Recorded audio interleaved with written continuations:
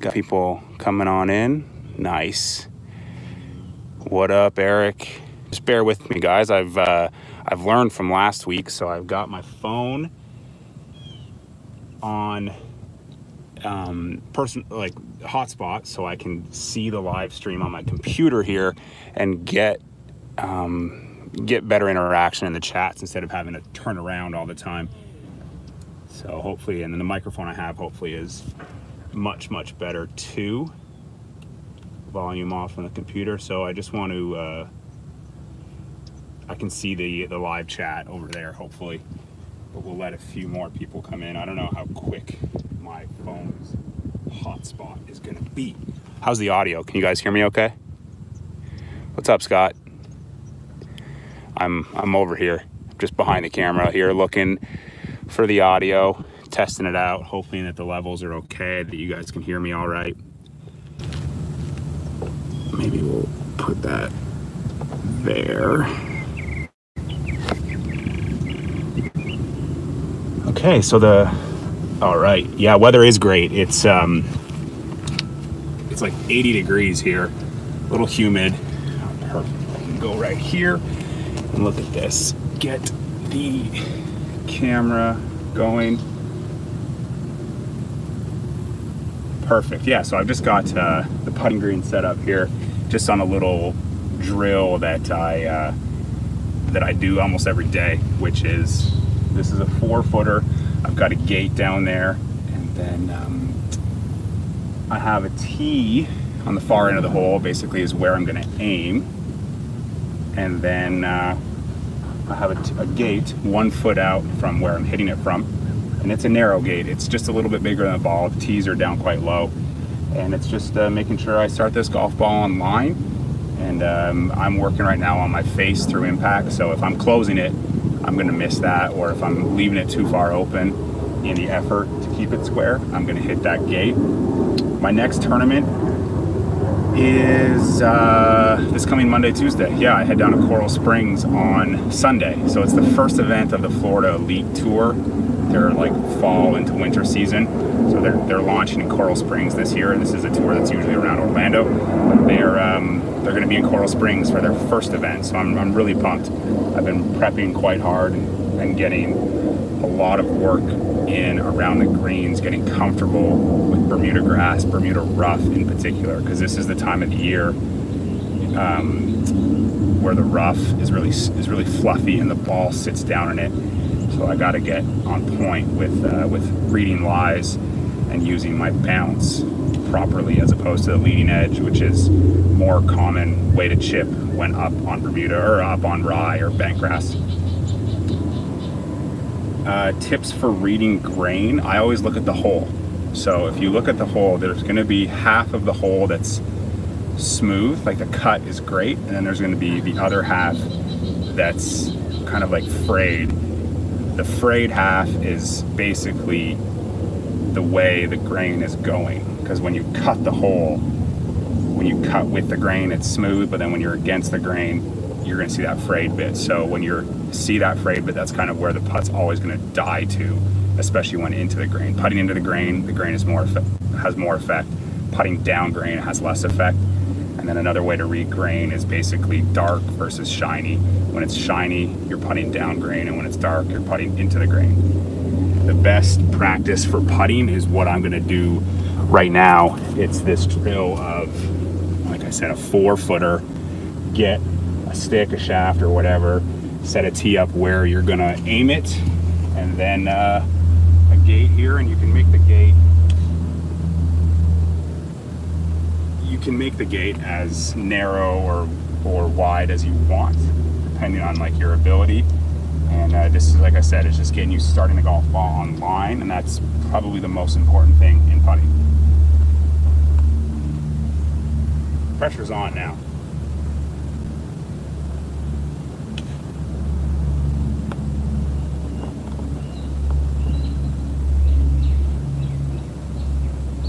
Because this is like your block practice with putting. This is really necessary, and then from here I'll start hitting just variable random putts and make it feel more like the putts I'll get on a golf course.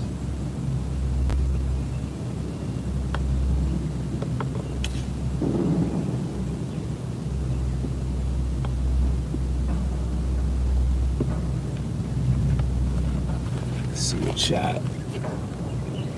Where am I practicing? I'm in Fernandina Beach, Florida, at the club at Northampton, my my home course here. What's up, Rookie DIY? That's a good place to be the home from. I actually know Ian's older brother, Danny, pretty well. I've played in a pro-am with him for the last, except for this year, but 3 years prior. We always go to this trip to Curacao, and Danny Poulter's a pretty good dude. What else do we have here in the chat? So James, do you follow what I was saying with the putting there, with that drill? Hey Kamiko, what's up, man? Just seeing you up top there.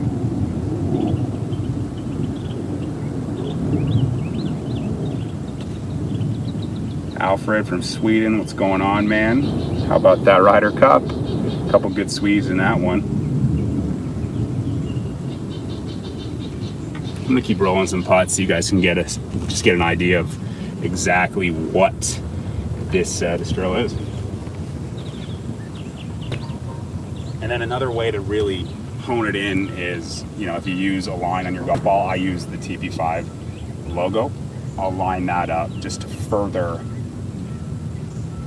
visualize what I would do on the golf course, because I use the line basically on any putt inside 20 feet. Putts outside 20 feet, I just like to look down at white. But these short putts, I line it up right in the middle of this gate, and I make sure I'm starting the putt on line. And then I have the tee in the distance, which is another visual aid for the line, but also for when I'm over the ball to see that I can see the line. Sorry guys, the phone overheated. I don't understand that. It's sitting in the shade. So we're back. Yeah, the phone just overheated there. We're back now though. I'll hold on, bear with me. I'm gonna have to spot on. All right, we're back guys. Thanks for being patient. I don't know why it's overheating. Doesn't make a whole lot of sense. It's sitting in the shade, but it is hot out here, so that could be it. So we're back. Can you guys see me? Perfect. So where were we? Yeah, this is pretty similar to the Pels tool with the balls, but I just have the tees. I just have never got that Pels one. And then what do we have here? Trevor. Yeah, I always focus on my rhythm and tempo in the stroke. It's kind of the thing that I always fall back on, and then when I'm on the golf course, it's the only thing I'm thinking about, and especially on short putts. A key that I tell a lot of amateurs in pro-ams is you just want the stroke to feel the same speed back as it is through on like 4 or 5 3-footers, because a lot of amateurs struggle with the shorter putts because they're accelerating too much or they're decelerating. So this is something where you can kind of make sure you keep that rhythm constant through, and you'll keep the face square a lot longer. Okay, we're good.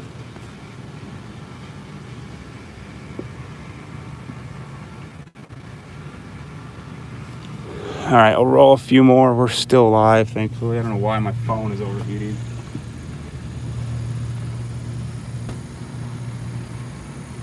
Because with this drill, if my rhythm slows down, like if I kind of decel, it's going to be very easy to hit the tees. Or if my rhythm gets quite jabby, again, it's hard to keep the face square, so it's very easy to hit the tees. So another thing, like you said, this kind of ingrained working on good rhythm and tempo in the stroke.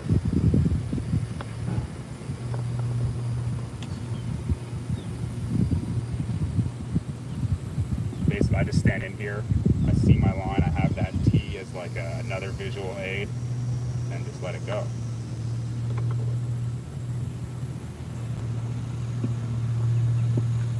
All right, we're live. That's good to see. All right, gonna check in on it. I'm not on dial-up connection. I said I'm on a phone, and the phone overheated. Play in England someday? Of course I do. I'd love to get over there and play some tournaments, but also maybe film with Peter or Rick or me and my golf. Mobile hotspot that I'm using as well as streaming, so I'm gonna turn the mobile hotspot off and just do the come and look back for chats. but I'll look at the most recent chats that we have here. Put that there. Put that phone in the cart. Okay, sorry guys. This damn Florida heat.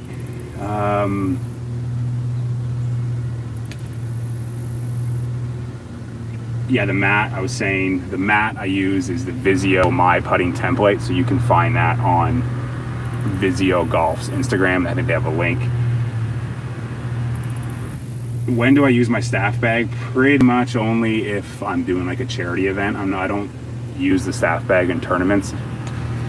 It's overkill. I'll use a staff bag in tournaments when I'm paid to carry a staff bag. That's kind of how I look at it. Yeah, the staff bag is just, you look like a doofus using a staff bag in a mini tour event, so I just like to use my carry bag because I'm often carrying my own bag, so I'm not going to be carrying a staff bag.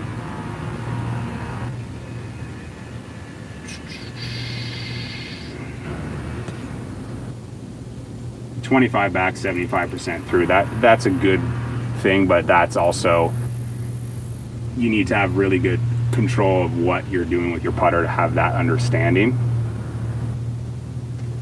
Let's go back here.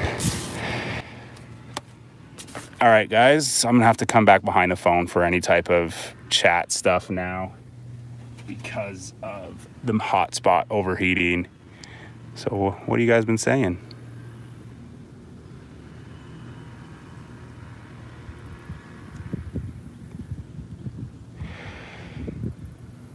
John, what putting train aids do I use? Basically this homemade one. I use the Vizio My Putting template, and then I started to use this actually. I did a video about it, the Gen I1 Smart Golf Ball. It's pretty cool, and especially in this putting switch, it's just helping me basically see how much the face is moving in the stroke and if I can keep it square through impact. Do I focus on keeping my hands below my shoulders? No, I have a tendency of getting my hands too low. I've always had that tendency. So the thing that I think about is I'd love this putter, basically the grip right into my belly button or my belt buckle. So that's kind of my cue when it comes to where the hands are. I used to use my putters like 3 degrees flat, but I've gone to just 1 degree flat now because it gets this, I'm just in a better position here. But yeah, I just focus on this being at my belly button. So where they are in relation to my shoulders just kind of happens.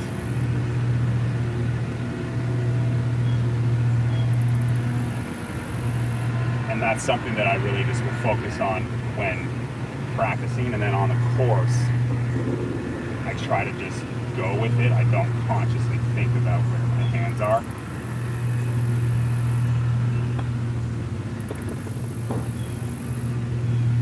But it's very easy to tell after a stroke if my hands got too low, because sometimes when my hands get too low, that's when the face closes a little bit too much.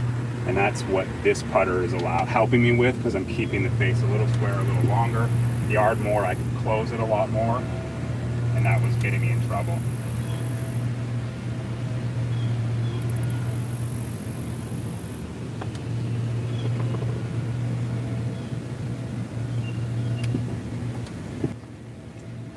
See what we got here in the chat. What did that just say? They disappear, unfortunately.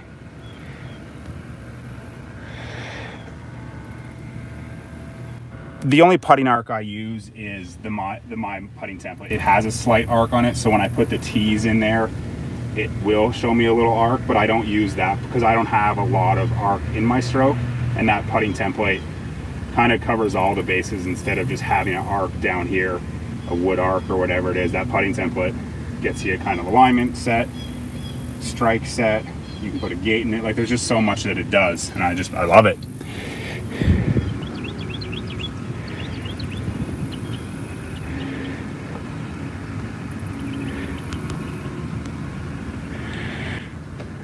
Roll a few more, let some chats roll in.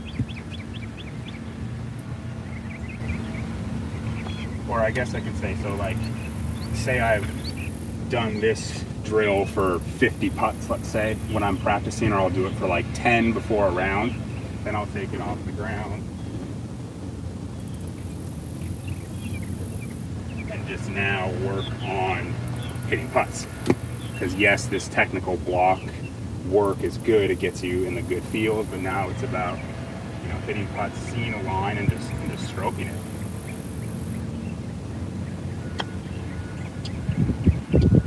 You know, and if you're warming up for a tournament or a round of golf, you're not really super concerned about making these things. You're just concerned with your distance control, if you're seeing the line, and those things. Like, that's kind of all you're really focused on.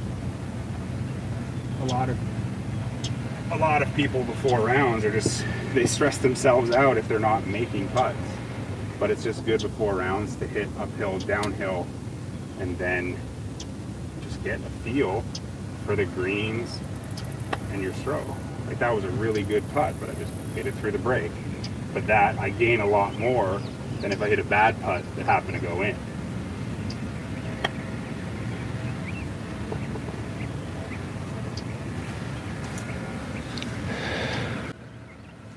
Any chats, guys? Now's your time because I'm back behind the camera. I can see these things. Yeah, the phone's not overheating. It was the hotspot overheating it.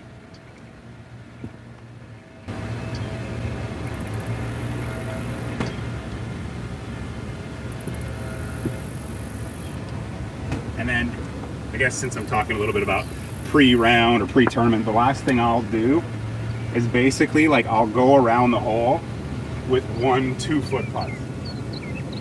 Like, the only, basically for no reason other than seeing the golf ball go in, hearing it go in, and just getting confidence of picking the golf ball out the hole. Like, it's something I've done for a long, long time, and it's just a good way to end before going on the golf course.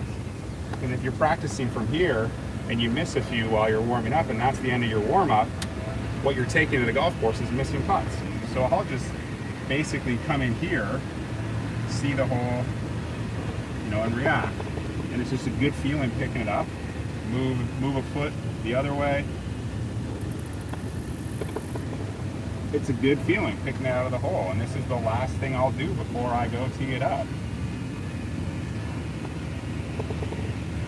You know, and obviously I make sure I'm staying still and all of those things.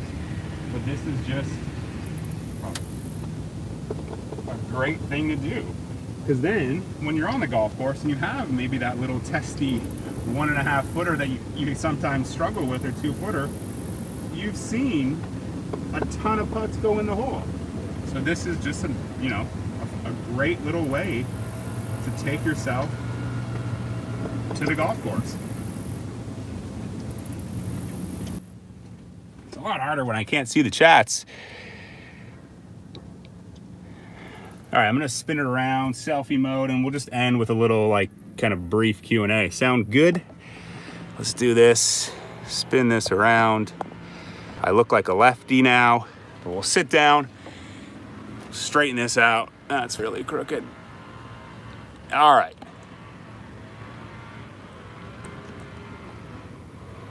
There we go, guys. All right, hit me with your chats now so I can see them. And then we can end this little live from the putting green with a bang. I appreciate your guys' patience through all that phone overheating.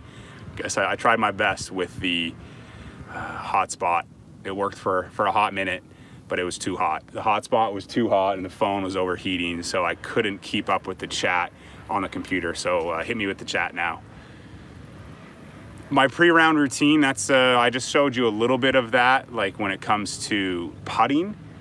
My pre-round routine, I could probably make a full video about that, because I'm pretty predictable. I do the same thing before every round. So I'll totally make a video about that in the next month or two, because it is fall now and I don't have as many tournaments or as much travel. I've got a lot of time here at Northampton practicing. Yeah, I think I'll do some live. Like, I think you guys are liking this. I'm liking this. And yeah, we can do a live from chipping in a week or so. Do I recommend getting fitted for a 17 handicap? Yes. I mean, when I took a year off playing, I was a club fitter, and it doesn't matter how good or novice or whatever you are, getting fitted into golf clubs will help you enjoy the game of golf more, because you don't have to change yourself to the clubs. The clubs are now suited for you. And even if you're a 17 handicap and it makes you drop down to a 15 and that makes you enjoy golf a little bit more, do it. Getting fitted into golf clubs is something that so many people don't do, but it's necessary. I'm trying to think of an analogy of something else that's commonplace. Like, you know, you wouldn't just buy a car without test driving it, or you wouldn't, like, these type of things. Like, you need to have something that suits you. So yes, it doesn't matter your handicap, getting fitted is super important. Yeah, pre-tournament round vlog. No problem, James. I hope you learned something from it, and it helps your putting. Helps keep those balls starting online and making those short putts. Yeah, a pre-round tournament vlog, that'll be easy to do. Like, I've done things that I do before the actual tournaments, but doing a warm-up. Dominican, what's up, man? I'll do definitely a warm-up vlog for sure, and a live from the chipping green. Yeah, we can do that next week. These are pretty fun to do. Just got to find a way to get get a second phone so I can see the chats while I'm doing it, or have someone out here, get Kelly out here so she can read the chat to me or something. I think I'm gonna sign off pretty soon here, guys. So if you got any questions, fire them in. If not, I'm gonna get back to practicing. Coming out of college in Canada, what's up from San Jose? Good place to be. Those Sharks. You took Carlson from Ottawa. Good tours to play if you're coming from Canada. Like on the East Coast, the Great Lakes Tour and the CCPT are the best. Obviously, you're on the West Coast, the VGT, the Vancouver Golf Tour is great. But those are the only options. So I don't know where you're from, but yeah, those are. I've done a video about the Great Lakes Tour. So Arkansas, what's up, Austin? I've done a video about the Great Lakes Tour, so you can go check that out, learn a little bit more about them. But that's a great place to start your professional golf journey if you don't have the means to jump right into Q school for a Mackenzie Tour or something like that. And I totally forget what the other question was. No problem, Tyler. Yeah, I'm a Canucks fan, so seeing Carlson go, I wish he came to us. Would I change to PXG?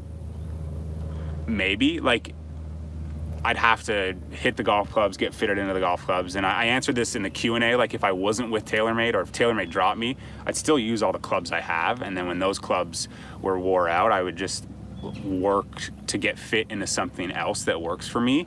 Or, I mean, quite frankly, if TaylorMade were to drop me, I could still purchase golf clubs. So I would probably still trust TaylorMade for a long time. But PXG is quite expensive, so it is about relationship, and I'm fortunate. But yeah, it's like if my car died, what car would I drive after? I drive a Hyundai now. I don't know what car I'd get after this. Like, you just kind of cross that bridge when it comes. And in terms of clubs, I would use these golf clubs even after whatever sponsorship or drop, like whatever. If it ended, I'd still use the clubs because they're still good and they still work. Any more questions? Any last things? Because I'm gonna sign off and practice a little bit more, then get some lunch, and then just tweak this so that I can upload it in full for anyone to watch it again, or anyone that missed it.